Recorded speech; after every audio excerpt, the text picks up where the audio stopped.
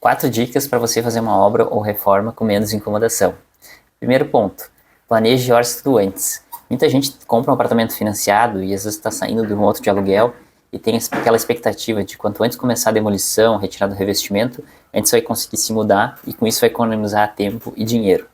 E na verdade é justamente o contrário. Quando a pessoa não tem um cenário geral de custos, de quanto vai custar a obra ou reforma, ela acaba tendo aqueles desembolsos diários, que acabam sendo grandes, né, dependendo do que vai comprar, e acaba isso gerando estresse, que muitas vezes a pessoa não está preparada psicologicamente e financeiramente para esses desembolsos.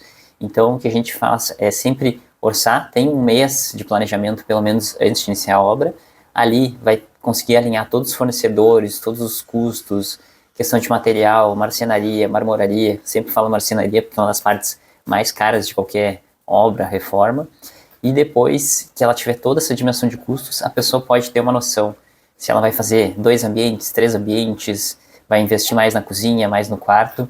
Isso vai dar uma segurança e uma estabilidade emocional e financeira para a pessoa conseguir seguir executando a obra sem grandes estresses, incomodações com os gastos, que o gasto geralmente é a parte onde mais preocupa, onde dói mais no bolso e gera mais estresse. Bom, o segundo ponto também que é importante é a questão do tempo. A pessoa geralmente está saindo do imóvel, quer entrar em outro, e às vezes tem 2 meses, 3 meses para fazer uma obra, uma reforma, e acaba que esse tempo nem sempre contempla todo o serviço que a pessoa quer fazer. Isso porque, às vezes com chuva, umidade, a pintura, o reboco acaba não secando, e qualquer serviço que atrasa durante a obra, atrasa os serviços seguintes, né? Mais 2, 3 serviços que tem seguinte. Então, o que a gente recomenda é que a pessoa tenha do tempo de obra ali, pelo menos mais 1, 2 meses de margem, que vai ser justamente para fazer os ajustes, né? Ajuste na pintura, a instalação final de torneira, chuveiro. Muitas coisas a gente recomenda que não seja feito durante a obra, ou que esses materiais nem mesmo estejam em obra, tipo chuveiro, torneira, alguns materiais pequenos que são caros, porque eles podem ser, além de tudo, ser extraviados, serem danificados, amassar, né? Então é importante que a gente siga algumas etapas e que deixe os acabamentos lá para o final e que tenha justamente 1 mês, 2 meses só para os acabamentos finais, né? Às vezes tem que regular a pressão do chuveiro, que às vezes quando instala o chuveiro vê que a pressão não está tão boa, tem que instalar um pressurizador. Às vezes depois da marcenaria, geralmente acaba, a marcenaria quando é muito sob medida, acaba às vezes estragando gesso, estragando a pintura e a gente tem que vir para fazer esse retoque.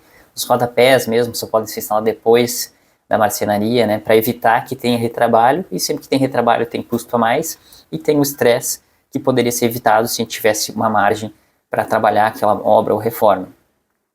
O terceiro ponto, né, na verdade vem antes até, que é avaliar bem o seu imóvel antes de comprar, antes de fazer uma reforma. Por quê? O que acontece? Já aconteceu de clientes comprarem um apartamento e depois chegarem para a gente, Rodrigo, eu quero abrir aqui minha cozinha e fazer uma cozinha americana.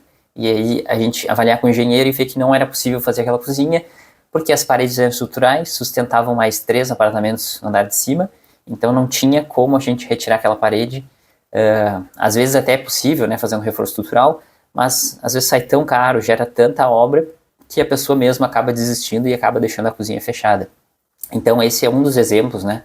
Quando a gente avalia terreno, se é aclive, declive, tudo isso pode gerar um custo a mais, um muro de contenção, né, que pode dar manutenção, além de um custo de extrair a terra, né, para fazer uma casa. Então, quanto melhor a gente avalia antes, essa é até uma dor, de uma coisa que a gente quer implementar mais, é ajudar mais na compra do terreno, do apartamento, da casa, porque depois a pessoa vai saber se vai ser uma obra mais tranquila, mais rápida.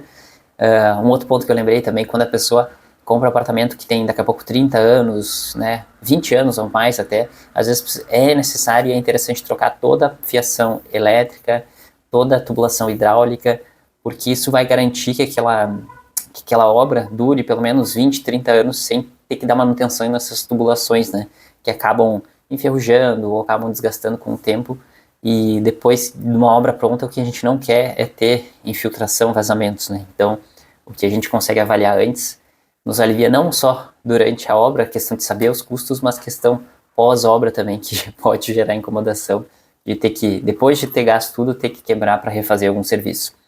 E o quarto ponto, que muitas pessoas não têm essa visão, né, acham que dá para fazer uma obra, a primeira obra geralmente a pessoa não contrata uma empresa, e a segunda, geralmente ela já se estressou tanto que acha que vale a pena esse investimento. É o que ocorre muitas vezes aqui no escritório.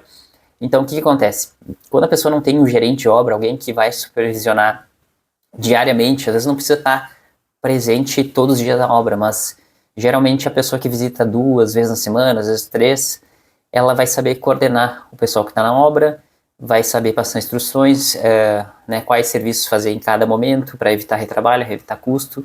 Quando a pessoa não tem um gerente de obra, essa figura de arquiteto, um engenheiro, ela mesma acaba tendo que ir na obra orientar os pedreiros, e essa orientação acaba sendo diária, né? Gera um desgaste que muitas vezes a pessoa não consegue trabalhar durante o dia porque tem que ficar mais cuidando da sua obra do que, de fato, conseguindo trabalhar para custear a obra que ela está fazendo, o apartamento que ela está reformando.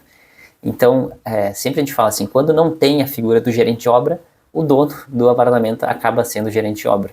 Então, pense nisso antes de iniciar a obra, planeje os custos, tenha uma margem de tempo interessante, avalie bem o imóvel antes de comprar, porque isso vai representar mais ou menos custo, mais ou menos tempo de obra, e invista no gerente de obra sempre que possível, ou pelo menos alguma figura que consiga acompanhar ou dar um suporte para que você não precise ficar todo dia durante a sua obra.